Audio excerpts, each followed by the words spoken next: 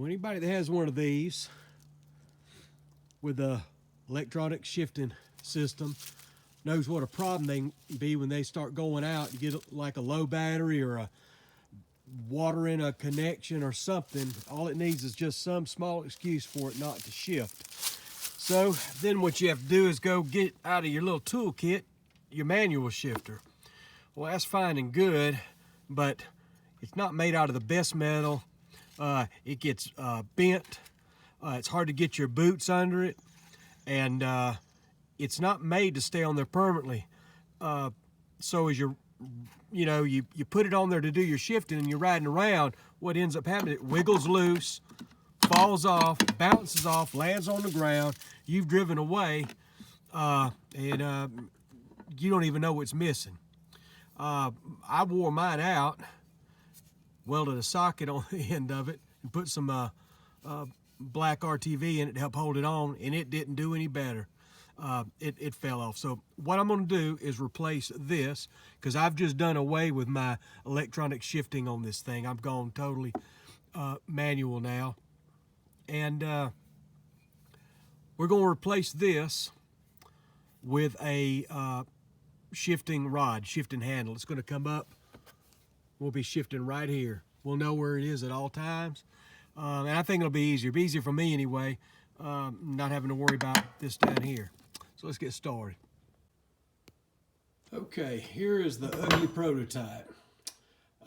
What you'll need to make this is a 12 millimeter socket and 3/8 inch rod to go with the 3/8 inch drive socket.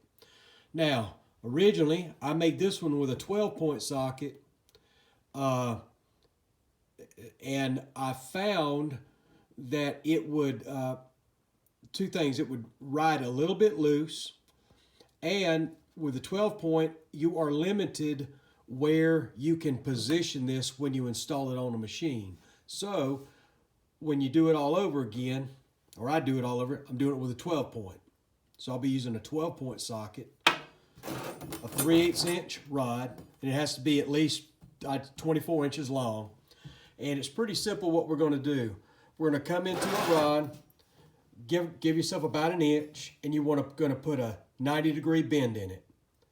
Then you're going to come up about 14 inches from the socket, and then you're going to put another bend towards the socket, like so, and that's going to be about 10 degrees. You need that so it'll hug the body of the machine. Otherwise, it's going to be sticking out. It's going to be in the way. So let's get some things bent up and get started. All right, we got it all done. We got it bent. And my suggestion when you're making this bend right here is give yourself plenty of room. You can always cut this off, because when we're all done, we want the socket base mashing up against this right here, because when you mount that on the machine, you don't have a lot of room. If you don't take everything up that you can here, you will have to you'll have a problem getting it on, and you might even have to trim part of that plastic on the machine. So it's not necessary. So give yourself enough room to make this bend. All I do is I put it in a big vise, and I just strike it here with a sledgehammer and bend it in, so I'm not torquing out or bending this out here by wringing it around. Then I just came over 14 inches and made my 10-degree bend down. That allows it to contour around the machine. Now we're going to go trim this, if I believe, from here down to be a 1/2 inch. So this will set all the way up in there. Then we'll weld it in. All right, we got it all welded up. Ugly welds. There's our 12 millimeter 12-point socket. And I went ahead, this is a 3/8 inch rod. This is just a 3/8 inch shift knob. You can get it at the farm store. I think like 2 or 3 bucks. So I just threaded it in and put that on. So we go to mount it up.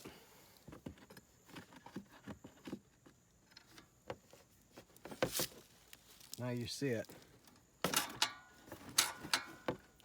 Now, a little bit of play in this thing. So what I think I'm gonna do,